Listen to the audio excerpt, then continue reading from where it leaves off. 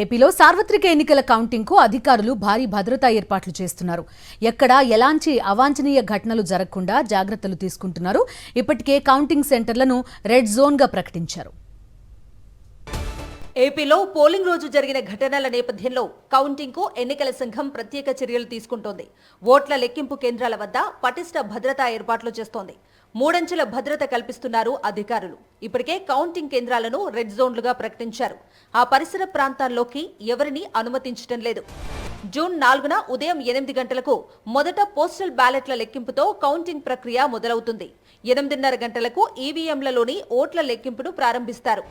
Visakhapatnam parliament పరిధిలోని 7 assembly నియోజకవర్గాల counting AU engineering కళాశాలలో నిర్వహించనున్నారు.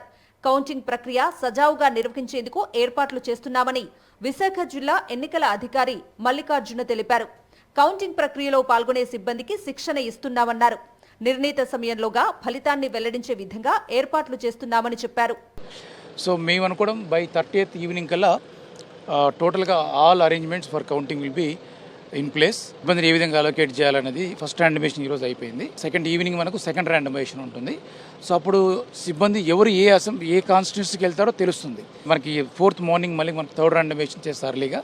అప్పుడు మనకు ఎవరికి ఏ టేబుల్ వస్తుందో తెలిసిపోతుంది. రౌండ్ ఆఫ్ ట్రైనింగ్ ఇవ్వడం జరుగుతుంది. మనకి first round of training is on 27th.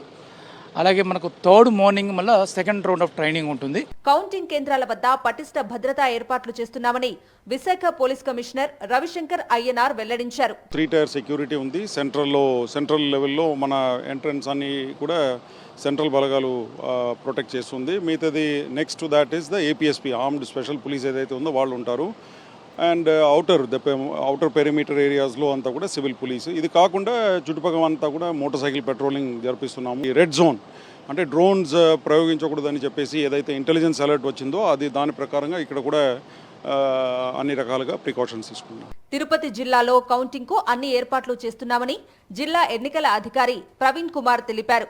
Polling సిబ్బందికి మొదట విడత శిక్షణ పూర్తి చేశామన్నారు. సో దీంట్లో కౌంటింగ్ హాల్ ఉంటుంది. ఒక పార్లమెంట్ సెగ్మెంట్, ఇంకొకటి అసెంబ్లీ కాన్స్టిట్యుయెన్సీ సంబంధించి కౌంటింగ్కి. అదేవిధంగా అసెంబ్లీ కాన్స్టిట్యుయెన్సీ ఎక్కడ కౌంటింగ్ జరుగుతుందో అక్కడ పోస్టల్ బ్యాలెట్ కౌంటింగ్ కూడా జరుగుతుంది. తిరుపతి ప్రత్యేకంగా ఒక separate postal ballot counting hall ఏర్పాటు చేస్తున్నాము. అదేవిధంగా పార్లమెంట్ సంబంధించి ఒక separate counting hall for postal ballot చేస్తున్నాము. కౌంటింగ్ రోజు 144 సెక్షన్ అమల్లో ఉంటుంది.